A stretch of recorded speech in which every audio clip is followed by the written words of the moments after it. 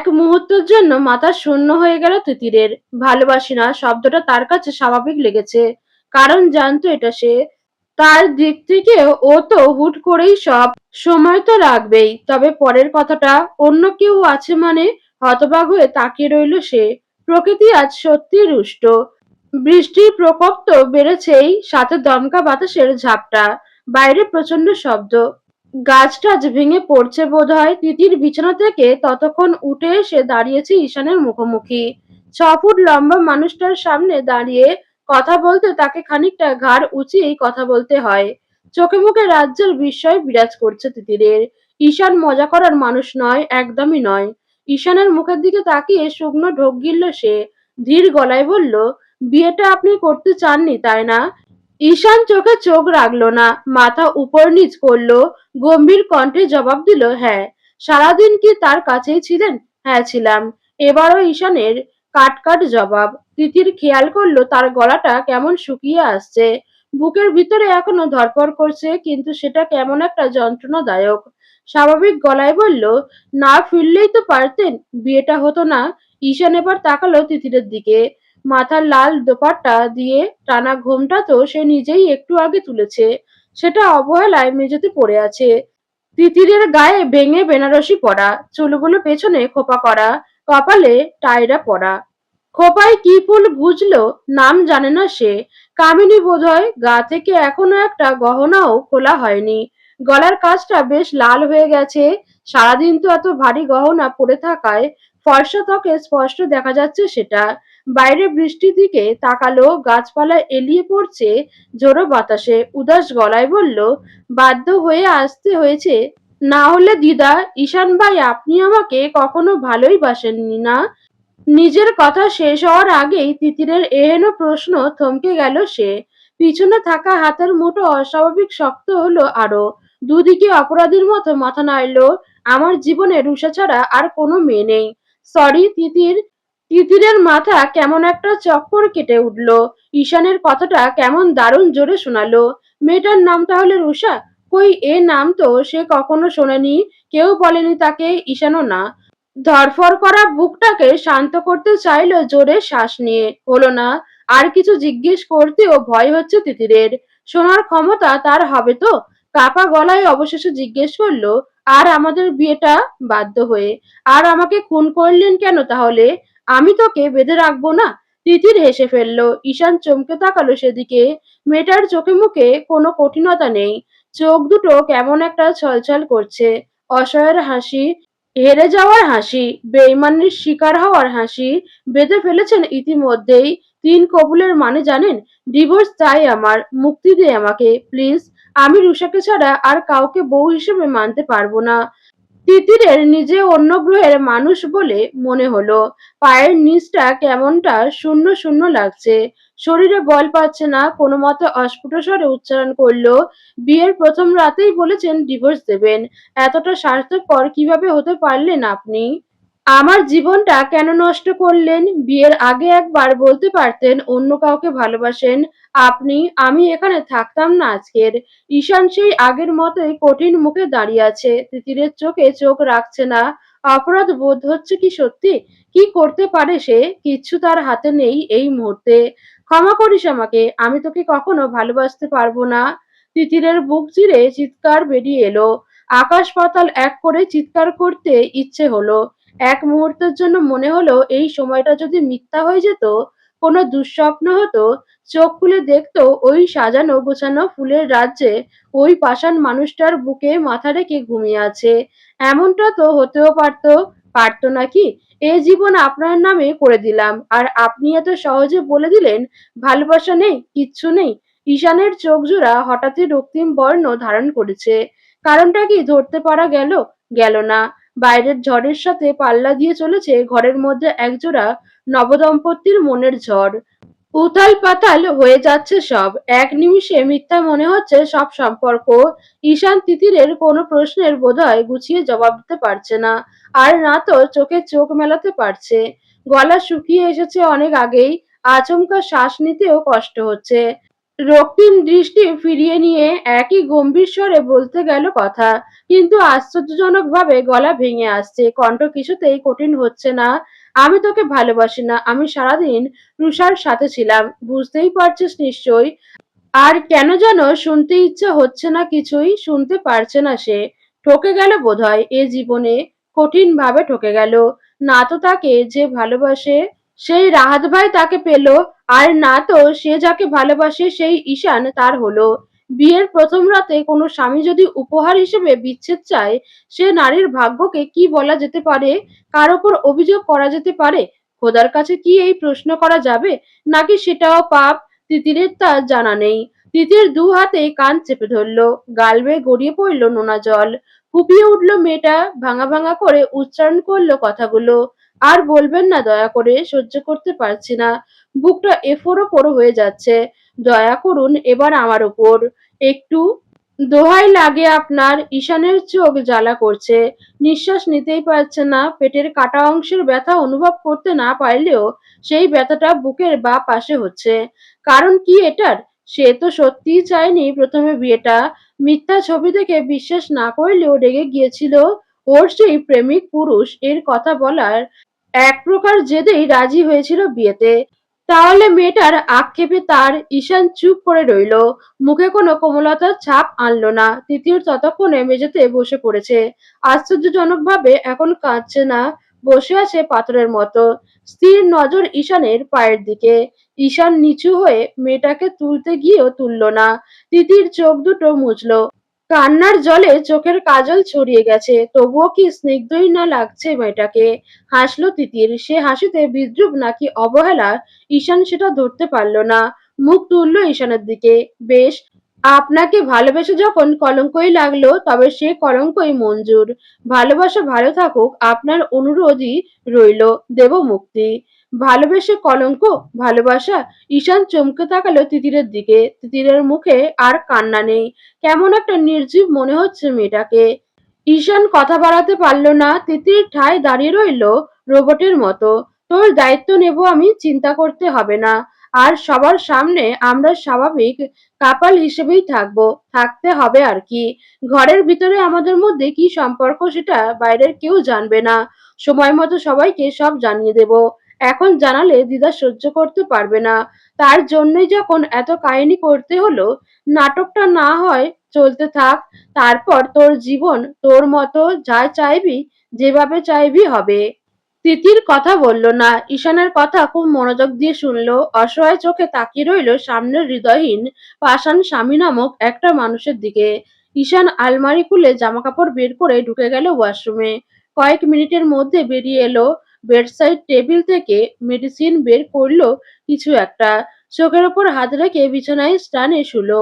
তিতির তাকিয়ে রইল সেদিকে। কি করবে সে এখন? কার কাছে যাবে? এই দুঃখের ভাগ নেয়ার তো কেউ নেই। বেশ কিছুক্ষণ পর ঈশানের সাড়া শব্দ পাওয়া গেল না আর। কড়া ওষুধ এর ডোজে ঘুমিয়ে পড়েছে। তবে সে যে আঘাত পেয়েছে সে কথা তিতির জানল না। সে আঘাতের হদিশ এখনো তিতির পায়নি। তাই ঈশানের মুখে অভিমান, নিজের ওপর মায়া, আক্ষেপ আরো দ্বিগুণ হলো। ধীর পায়ে এগিয়ে গেল ব্যালকনির দিকে। দরজা খুলল। বাইরে প্রচন্ড ঝড় বইছে। আবহাওয়া অধিদপ্তরের হিসেবে 10 নম্বর সতর্ক সংকেত টাইপের ঝড়। আজ হঠাৎ করেই সে খুব সাহসী হয়ে গেল। অন্ধকার ভয় পাওয়া, বিদ্যুৎ চমকানিতে চিৎকার করে মানুষ খোঁজা মেয়েটা আর ভয় পেল না। ঘাড় ঘুরিয়ে একবার দেখল ঈশানকে। বারান্দায় তাই গ্লাস চড়ানোতে ঘরে দমকা বাতাস ঢুকছে। ঈশানের বোধহয় ঠান্ডা লাগছে। মুচকি হাসলো, এসে দাঁড়ালো বারান্দায়। গ্লাসটা লাগিয়ে দিল, মুহূর্তেই ভিজে একসার হয়ে গেল সে। মুষলধারে বৃষ্টি, সে বৃষ্টির পানিতে তার দুঃখ, আজকের অপমান, সব কি মুছা সম্ভব? নয় বোধহয়। গায়ে এখনো বিয়ের বেনারসিটা, গা ভর্তি গহনা খোলেনি সে। চুলগুলো খুলে গেল বৃষ্টির তোড়ে। একরাশ দ্বিগল কেশরাশি ছড়িয়ে গেল কোমর ছেড়ে। ধুয়ে যেতে লাগলো সাজসজ্জা। চোখের কাজল, ঠোঁট ভর্তি লাল টকটকে রং, সব নিজ হাতে ডলে তোলার চেষ্টা করলো। বসে পড়ল সেখানে। এক হাতে মুখ চেপে গগন বিদারী কান্নার শব্দ আটকালো। এক অদ্ভুত ইচ্ছে হচ্ছে তার দৌড়ে গিয়ে ঈশানের বুকে টাই নেওয়ার ইচ্ছা, খুব করে ইচ্ছাটা হচ্ছে। তিতির পাগলের মতো হেসে উঠল। বেনারসির আঁচলখানা দু হাতে নিয়ে পরখ করলো। বুক চিরে চিৎকার বেরিয়ে আসলো। আকাশের দিকে তাকিয়ে চিৎকার করে কেঁদে উঠল। খোদা, কিসের শাস্তি দিলে তুমি? কিসের শাস্তি? বিয়ের রাতে স্বামী বলছে সে অন্য নারীকে ছুঁয়ে এসেছে। এটা প্রাপ্য ছিল আমার? এটা কি করব এখন আমি? কার কাছে যাব? কি করব জবাব দাও। ঝড়ো বাতাসের তীক্ষ্ণ শব্দে ঢাকা পড়ে গেল মেয়েটার সেই কলিজা ছেঁড়া আর্তনাদ। লুটিয়ে পড়া শরীরটা ছেড়ে দিল উন্মুক্ত টাইলসের উপর। উপুড় হয়ে পড়ে চিৎকার করে কাঁদতে লাগলো। গায়ের বেনারসিখানা টেনে ছিঁড়ে ফেলতে চাইলো। প্রকৃতি আজ বোধহয় আর শান্ত হবার নয়। না বৃষ্টি এক বিন্দু কমলো, আর না তো ঝড়ের গতি। একে অপরের সাথে পাল্লা দিয়ে বেড়ে চলেছে দুটো। আচমকা কোথা থেকে এক গাছের ভাঙা ডাল এসে ছুঁড়ে গেল তার ডান হাতে। মুহূর্তের মধ্যে চামড়া ছড়ে গেল। গলগল করে রক্তে ভেসে গেল আশপাশ। দুর্বল শরীর, মানসিক চাপ কোনোটাই আর তার ছোট্ট মস্তিষ্ক নিতে পারছে না যেন। শরীর তো বলশূন্য। সে কখন থেকেই জোর করে ওঠার চেষ্টাও করল না। এই প্রলয়কারী আবহাওয়াও আজ তার মনের ওপর ভয় ধরাতে পারল না, বরঞ্চ আরো সে প্রলয়ে দৃষ্টি রেখে জড় পদার্থের মতো বসে রইল মেয়েটা। অনুভূতিগুলো কাজ করতে চাইছে না, মাথার ভিতরটা ফাঁকা হয়ে আসছে। ঘোর অন্ধকারের মধ্যে ঘর থেকে ভেসে আসা ফেরি লাইটের সোনালি আলোর রশ্মি তার গায়ে পড়ছে। আধখোলা লাল বেনারসি গায়ে এলোমেলো চুলে জবজবে অবস্থায় পড়ে রইল সেখানটায়।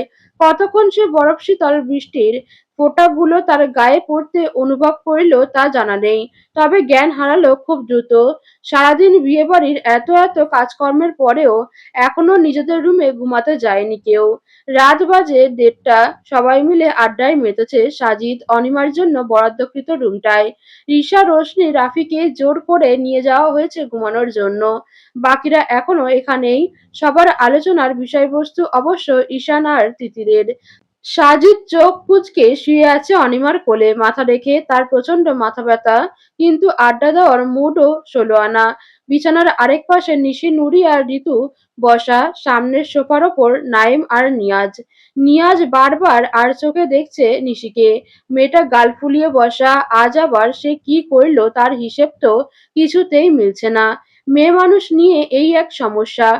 কেন রাগ করে নিজেরাও জানে না। তাদের কি মনে হয় ঈশান কি করবে?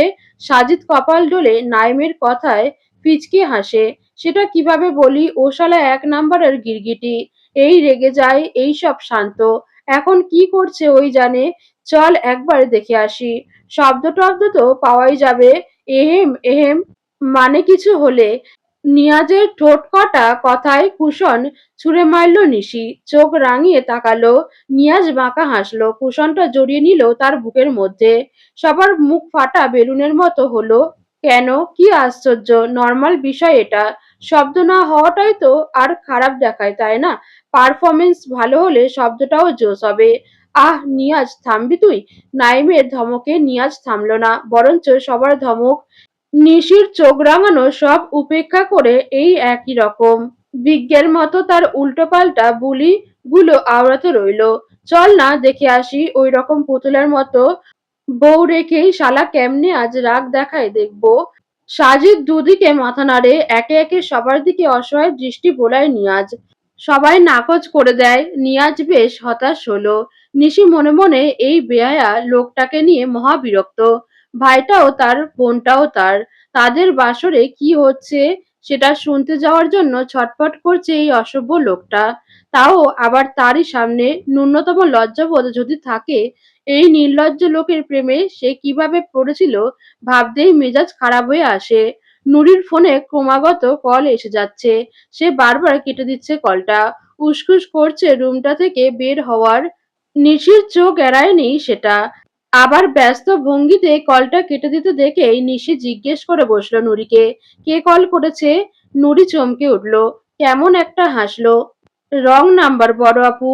নিশির কথা বাড়ায় না। ঘুম পাচ্ছে, রুমে যাবে না? তুই যা, আমরা আসছি। নুরি অপেক্ষা করে না আর। দ্রুত হাতে বেরিয়ে যায় রুম থেকে। নিজের রুমে এসে দরজা আটকে বুকে হাত দিয়ে শ্বাস ছাড়ে। অল্পের জন্য ধরা পড়েনি আজকের। বিছানায় গা এলিয়ে দিল। কল ব্যাক করলো কাঙ্ক্ষিত নাম্বারটাতে। ওপাশের মানুষটার অভিমান জড়ানো গলা শুনতে পাওয়া গেল। কখন থেকে কল করছিলাম ম্যাডাম? নুরি মিষ্টি হাসলো। আমি তো বলছিলামই সময় মতো কল করব। রাত 2টো বাজে, আপনার সময় কখন হতো? আমার বুঝি ঘুম পায় না? ঘুমাবো তো। না করেছিলাম। আপনার সাথে কথা না বলে এই 3 বছরে একদিনও ঘুমিয়েছি আমি? নুরি হেসে ফেলল, প্রশান্তির হাসি। জানো ইয়াজ, একটা মজার ঘটনা আজকে লক্ষ্য করলাম হুট করে। কি বলতো? বড় আপুর বয়ফ্রেন্ডের নাম নিয়াজ। বলেছিলাম না তোমাকে? নিয়াজ ভাই, বড় ভাই আর বন্ধু। তোমার নাম ইয়াজ, মিল দেখেছো? ইয়াজ শব্দ করে হাসলো। কাকে ডাকতে কাকে ডাকবে খেয়াল রেখো। তা ঠিক। শোনো না, ওপাশের পুরুষটাও মনোযোগ দিল। বলুন ম্যাডাম। তোমার বাড়িতে আমাদের কথা জানিয়েছো? খানিক সময় নিয়ে জবাব এলো ওপাশ থেকে। জানাবো। নুরিকে অধৈর্য লাগলো। আর কত পরে? 3 বছর হয়ে গেল, আমি তো আর পালিয়ে যাচ্ছি না। জোর করে বিয়েও দিচ্ছে না আমাকে। তাহলে এত তাড়া কিসের? নুরি আহত গলায় বলল, আমাকে তো দিতে পারে। তখন করে নেবে বিয়ে। ইয়াজ উচ্চস্বরে হাসির আওয়াজ এলো। মজা করছিলাম তো, আমি জানাবো বাসায়। না, এত জোরে না শুনে চমকে উঠল নুরি। কান থেকে ফোন খানিকটা সরাতে হলো। ইয়াজ সামলে নিল সাথে সাথেই। গলা পরিষ্কার করলো, মানে আমি ছেলে, আমি আগে বলি। মেয়েদের বাড়িতে জানালে দেখবে 2 দিন পর থেকে সমৃদ্ধ নিয়ে আসছে তোমার পরিবার। তা ঠিক বলেছ। তা বললে না তো আজকের কিসের ব্যস্ততা তোমার এত? নুরি কপাল চাপড়ালো। এত তাড়াহুড়োর মধ্যে বলতে ভুলেই গেছিল। আফসোসের সুরে বলল, তোমাকে জানাবো। তুমি তো কয়েকদিন ফোনই ধরছো না। তোমাকে নেটওয়ার্কেই পায় না। বড় ভাইয়া আর বারবির বিয়ে হলো। ওপাশের ব্যক্তি চমকে উঠল বোধহয়। গলায় একরাশ বিস্ময়। ঈশানের বিয়ে? হুম। বারবি মানে তোমার ওই ছোট্ট ফুফাতো বোনটা না? হ্যাঁ, গল্প করতাম না। Wow, interesting. কাজিন লাভ। নুরি দীর্ঘশ্বাস ফেললো। এখনো লাভ টাভ হয়নি। ভাইয়াকে তো জানোই, একরোখা। হুট করে বিয়ে করারই রেগে আছে। তবে সে রাগ ধরে রাখতে পারবে না দেখো। বারবিকে কাছে পেলে সব কন্ট্রোলে পানি ঠেলে ভাইয়া ঠিক গলে যাবে। নুরির রাখি কেমন? সকালে আবার হসপিটালে ছুটতে হবে। তার কথাগুলো কি ইয়াজ শুনলো না? এভাবে এড়িয়ে গেল কেন? তবে সে কথা জিজ্ঞেস করা হলো না। নুরি ব্যস্ত হয়ে শুধালো, ফিরবে কবে? সামনের সপ্তাহে সম্ভবত। আন্টির শরীর এখন ঠিক আছে। কল কেটে গেল। ফোনের হোম ওয়ালপেপারের দেওয়া ছবিটায় ঠোঁট ছোঁয়ালো। বাসায় জানাবে সে, কাউকে না জানালেও অন্তত নিশিয়ার নয়ন আর ঈশানকে জানাবে। অনেক দিনই তো হলো। ইয়াজ বারবার চাকরির দোহাই দিচ্ছিল। এখন সেটাও পেয়েছে। সেটেল হয়েছে। তার পড়াশোনা চলবে। বিয়ের পর কি পড়াশোনা করে না মানুষ? করে তো। এই যেমন তার বারবিটার বিয়ে হলো। কত বয়স মেয়েটার? তার কি ওর জীবন আটকে থাকবে? থাকবে না তো। তার বড় ভাইয়া ঠিক পড়াশোনা করাবে। ইয়াজও তো তোকে পড়াশোনা করাবে, ক্যারিয়ারে সাপোর্ট করবে। সেটা সে খুব ভালো করে জানে। তাহলে সমস্যা কোথায় আর? তাছাড়া ইয়াজের মা অসুস্থ। সে ছেলেমানুষ হয়ে আর কত যত্ন নিতে পারে? সে বউ হয়ে গেলে মায়ের মতো আগলে রাখবে একদম। পুরো দেওয়ান বাড়িতে নিস্তব্ধতা। মধ্যরাত। সবাই ক্লান্ত শরীরে অবশেষে যার যার রুমে চলে গিয়েছে। বাড়িতে এক মুহূর্তে একটা কাক পক্ষীও জেগে নেই। বলা বাহুল্য, প্রকৃতির তাণ্ডব এখনো থামেনি। আর না তো বিন্দুমাত্র কমেছে। টানা বৃষ্টিতে বাইরে হাঁটু সমান পানি জমে গেছে প্রায়। অসময়ে এমন বৃষ্টির কারণ সবার অজানা। ঈশান চোখ পিটপিট করে তাকালো। ব্যথায় মুখ কুঁচকে গেল। ঔষধের ডোজ নেওয়ার টাইম হয়েছে। শরীরটা ভীষণ ম্যাজম্যাজ করছে। ধীরে সুস্থে বিছানায় হেলান দিয়ে বসলো। বেডসাইড টেবিল থেকে ব্যথার ওষুধ বের করে খেলো। হঠাৎ থমকে গেল সে। মনে পড়ে গেল আজ তার বিয়ে ছিল। ঘরময় ফুলে ফুলে সজ্জিত। চমকে এদিক ওদিক তাকালো ঈশান। তিতিরকে কোথাও দেখতে পেল না। বিছানা ছেড়ে উঠে দাঁড়ালো। এগিয়ে গেল দরজার দিকে। উহু, দরজা ভিতর থেকেই আটকানো। কিন্তু ঘরের কোথাও তিতির নেই। বাইরে ঝড়ের শব্দ কানে বাজছে এখনো। সোফা, বিছানা, এমনকি মেঝেতেও নেই।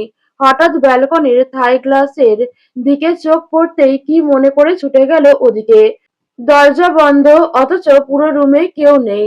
তার মানে একটাই দাঁড়ায়। গ্লাস ঠেলে সামনে তাকালেই হতবিহ্বল হয়ে গেল ঈশান।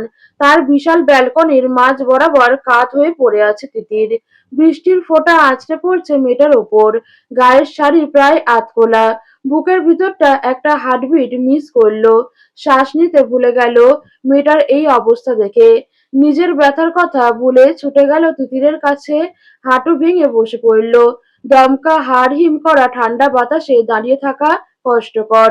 সেখানে এই মেয়ে কতক্ষণ এমন করে পড়ে আছে সে জানে। দু হাতে জড়িয়ে নিল নিজের সাথে। শাড়ির আঁচল খানিকটা পেঁচিয়ে নিল শরীরে।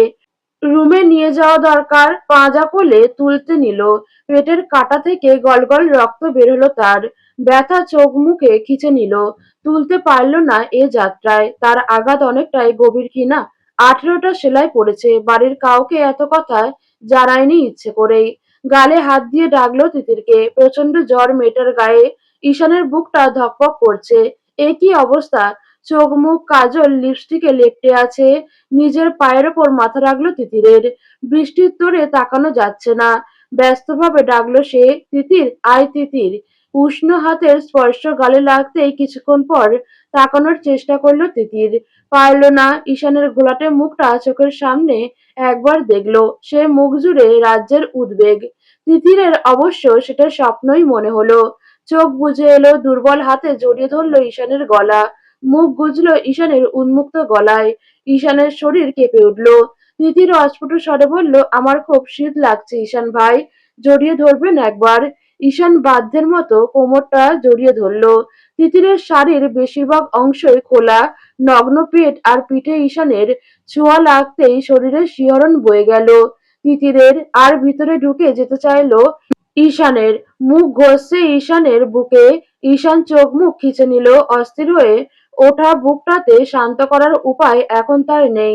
এত গভীর নারী স্পর্শে সে চেষ্টা করাও বৃথা। তবে নিমিষেই দুর্বল হাতের বাঁধন ঢিলে হয়ে আসলো তিতিরের। ঈশান আগলে নিল। তুই মাঝরাতে এই ঝড়ের মধ্যে ভিজছিস? এসব বেনারসি পরে মাথা খারাপ তোর? তিতির তখনও ঈশানের ভাঁজ করা হাঁটুর উপর। ঈশানের এক হাত তার কোমরে, অন্যটা পিঠে। তিতির দু হাত বাড়িয়ে দিল ঈশানের দিকে। আকুল গলায় বলল, জড়িয়ে নিন না একবার। ঈশান পরখ করলো গোটা নারী দেহকে। দমকা বাতাসে বুকের ওপর থেকে সরে গেছে খোলা শাড়ির আঁচলখানা। ভেজা শরীরে নারীদেহের ভাঁজ একদম সুস্পষ্ট। বৃষ্টির প্রতিটি ফোঁটা মেয়েটার চোখে মুখে উন্মুক্ত গলায় আছড়ে পড়েছে। ঢোক গিলল ঈশান। এভাবে এখানে পড়ে থাকার মানেই হয় না। তিতিরকে আবার কোলে তুলতে উদ্যত হলো। নিজের ব্যথাকে তুচ্ছ জ্ঞান করে দাঁতে দাঁত চেপে তুলে নিল কোলে। গা পুড়ে যাচ্ছে জ্বরে, চল ভিতরে চল। তিতির হঠাৎই ছোটাছুটি শুরু করলো কোলের ওপর। ছোবেন না আমাকে, নামান বলছি। এভাবে ওই রুষাকে কোলে তোলেন আপনাদের বিশেষ মুহূর্তের সময়, তাই না ঈশান ভাই? তিতিরের উল্টোপাল্টা কথায় হতভম্ব হয়ে গেল ঈশান। মেয়েটা কি সব বলছে? নেহাত হুঁশে নেই। ঘরের দিকে নিয়ে গেল, ধমকে উঠল, শাট আপ! জ্বরের ঘোরে কি সব উল্টোপাল্টা বকছিস? ঘরে ঢুকে পা দিয়ে ঠেলে দ্রুত গ্লাস আটকে দিল। তিতির তখন ভয়াবহ ছোটাছুটি করছে। ঈশানকে সরতে বলছে। জ্বরের তীব্রতায় কথা আটকে আটকে আসছে। ঠোঁট নাড়াচ্ছে। কথা শুনতে প্রায় কান লাগিয়ে দিতে হচ্ছে। নামান আমাকে, আমি যাব না আপনার সাথে। আপনি বেঈমান, দুশ্চরিত্র। আমি চলে যাব, মুক্তি দিয়ে যাব, থাকবো না এখানে। ঈশান কিচ্ছু বলল না। সোজা চলে গেল ওয়াশরুমে। বসালো বাথটবে। ভেজা জামা কাপড় না পাল্টালে তার শরীরের 12টা বাজবে। তিতির তো মাথায় তুলতে পারছে না। তিতির ঢুলতে ঢুলতে উঠতে চাইলো। জ্বরের প্রকোপে মাথা ঘুরে উঠল। হেলিয়ে মাথা ঠেকালো বাথটবে। ঈশান ঝুঁকলো তার দিকে, দুপাশে হাত রাখলো। তিতির লাল চোখ নিয়ে সরু চোখে তাকানোর চেষ্টা করছে। কোথায় যাবি? তোর ওই রাহাতের কাছে? তিতিরের মুখটা চুপসে গেল, কাঁদো কাঁদো হয়ে গেল। দু হাতে ঈশানকে ঠেলে সামনে থেকে সরাতে চাইলো। ঈশান হাঁটু গেড়ে ততক্ষণে বসে পড়েছে। আরো সামনে চলে এসেছে। দুজনের নিঃশ্বাস আছড়ে পড়ছে একে অপরের ওপর। তিতির আবার ধাক্কা দেওয়ার চেষ্টা করলো। রাহাত ভাই, তার কাছে আমি বেঈমান হয়ে গেলাম তো? আর দেখুন না, না পেলাম আপনাকে। রাহাত ভাই খুব ভালো মানুষ জানেন। ঈশান বাঁকা হাসলো। দুজনের মধ্যে একজনকে বেছে নিতে বললে কাকে নিবি? তিতির ধ্যান মেরে মাথা হেলিয়ে রাখলো, যেন ভাবলো কিছু একটা, আবার ঠোঁট নাড়লো অস্ফুটে। আপনি ওই রুষাকে নিলে আমিও রাহাত ভাইকে নিব। চলে যাব আপনাকে ছেড়ে, বহু দূরে যাব। ঈশান আচমকা চেপে ধরলো তিতিরের গাল। ব্যথায় ঘুমিয়ে উঠলো। দুর্বল হাত সরাতে চাইলো ঈশানের হাত। ঈশান ছাড়লো না। তিতিরের ঠোঁট জোড়া গোল হয়ে ফাঁকা হয়ে আছে ঈশানের হাতের চাপে। ঈশান মুখ এগিয়ে নিয়ে গেল। একদম ১ ইঞ্চি দূরত্ব দুইজনের অধর জোড়ার মধ্যে। গরম নিঃশ্বাসে দুজনের শরীরের আন্দোলন তুলছে। ঈশান হিসিয়ে উঠল, খুন করে ফেলবো তোকে, জান নিয়ে নেব। আরেকবার বল এই কথাটা, মরার শখ হয়েছে না? তিতির ব্যথার শব্দ করে কেঁদে উঠল। ঈশান ছেড়ে দিল গালটা। হাতের দাগ বসে গেছে। দাঁড়িয়ে পড়ল, পরখ করল মেয়েটাকে। জ্বরের ঘোরে বারবার শাড়িটা সরিয়ে দিচ্ছে। ঠান্ডা লাগছে হয়তো, ভেজা কাপড়ে আর অস্বস্তি হচ্ছে। ঈশান ঢোক গিলল। কি করবে সে? কাউকে ডাকবে? কি বলবে ডেকে এত রাতে? সে তিতিরকে মানতে পারেনি, অন্য মেয়ের সাথে সময় কাটিয়ে এসেছে। তাকে ভালোবেসে এটা শুনে তিতির নিজের এ অবস্থা করেছে? অসম্ভব। মেয়েটা নিজেও জামাকাপড় পাল্টানোর অবস্থায় নেই। জ্বরের ঘোরে মাতালের মতো কথাবার্তা বলছে। একদম গায়ে শক্তি নেই। ঈশানের কিন্তু একদম শীত লাগছে না, বরং নারী দেহের ছোঁয়ায় তার শীতল শরীর উত্তপ্ত হয়ে উঠেছে। কেমন হাঁসফাঁস লাগছে। দ্রুত হাতে গায়ের টি-শার্ট খুলে ফেললো। তিতিরের দিকে এগিয়ে মাথার ওপরের শাওয়ারটা ছাড়লো। বৃষ্টির পানি মাথায় থাকলেও জ্বরে আরো বাড়বে। তিতির শীতে কেঁপে কেঁপে উঠছে। অর্ধ জ্ঞান প্রায় শাওয়ার বন্ধ করে কাছে ঝুঁকলো। কাপা হাতে শরীর থেকে ভারী বেনারসিটা খুলে ফেললো। ঈশান সরে দাঁড়ালো। চোখের সামনে বউ নামক নারীটি যদি এখন ভেজা শরীরে। ঈশান চোখ ডলে। বুকের ভিতরটা স্থির নেই আর। শরীরে মনে হয় কেউ আগুন ধরিয়ে দিয়েছে। তিতির বাথটবে কাত হয়ে বসে আছে। বাঁ হাত বাইরে ঝুলছে। পেটিকোট আর ব্লাউজ গায়ে এই মুহূর্তে। নারীদেহের সমস্ত বাঁক ভাসছে ঈশানের চোখে। জ্বরে বারবার গুঙিয়ে উঠছে মেয়েটা। সেই শব্দ এই মুহূর্তে এত আবেদনময়ী লাগছে। ঈশান দ্রুত নিজের ভেজা প্যান্ট পাল্টে শুকনো প্যান্ট পরে নিল। তিতিরকে কোলে তুলে টুলে বসালো। আলতো হাতে গালে হাত দিয়ে ঝাঁকায়। তিতির, হুম, তাকাও ভালো করে, দেখো এদিকে। ঠান্ডা লাগছে খুব। আমাকে পুড়িয়ে এখন তোর ঠান্ডা লাগছে? কিভাবে জবাব দে নির্বোধ। ঠান্ডা, উফ, তাকাও ভালো করে। তিতির নিবু নিবু চোখে তাকায়। চোখ জোড়া রক্তিম একেবারে। পুরো মুখটা জ্বরে লাল হয়ে এসেছে। বস শক্ত হয়ে, আমি তোর জামা কাপড় নিয়ে আসছি কেমন? বিছানায় যাব। এভাবে বলবি না, বিছানায় যাব আবার কি? তাও এমন গঙিয়ে গঙিয়ে বলছিস? বুঝিস আমার যন্ত্রণা? মেরে ফেলবে আমাকে। বিছানা, উফ, আবার এক কথা, নেব তো। এভাবে কিভাবে যাবি ভেজা গায়ে? একটু বস। তিতির মাথা নাড়ে। ঈশান ধীরে ধীরে ওকে ছেড়ে উঠে দাঁড়ায়। তিতির হেলে দুলে পড়ে যেতে যেতে ঈশান আবার ধরে ফেলে। মহা সমস্যায় পড়লাম তো, এভাবে তোকে বিছানায় কিভাবে নেব? একটু বস, আমি কাপড় নিয়ে আসি। কাপড় লাগাবে না, ভেজা এগুলো খুলুন আগে। ঈশান খালি মুখে বেশম খেলো। তিতির এরই মধ্যে কাঁপা কাঁপা হাতে নিজের ব্লাউজের ওপরের দুটো বোতাম খুলে ফেলেছে। ঈশান ঝট করে ঘুরে দাঁড়ালো, চেঁচিয়ে উঠল, খুলবি না বললাম। তিতির এর হাত থেমে গেল। সে তো জ্বরের ঘোরে এ দুনিয়াতেই নেই। এমন ধমক তার পছন্দ হলো না। হু হু করে কেঁদে ফেললো। এমনিতেই মাথা যন্ত্রণা করছে, তার উপর শীতে শরীর হিম হয়ে আসছে। এখন বিছানায় লেপ মুড়ি দিয়ে ঘুমানোর সময় এখানে ভেজা কাপড়ে বসে থাকবে নাকি সে? কান্নার শব্দে বিরক্তি মুখে ঘুরে তাকালো ঈশান। তার শরীর এখন আর তার নিয়ন্ত্রণে নেই।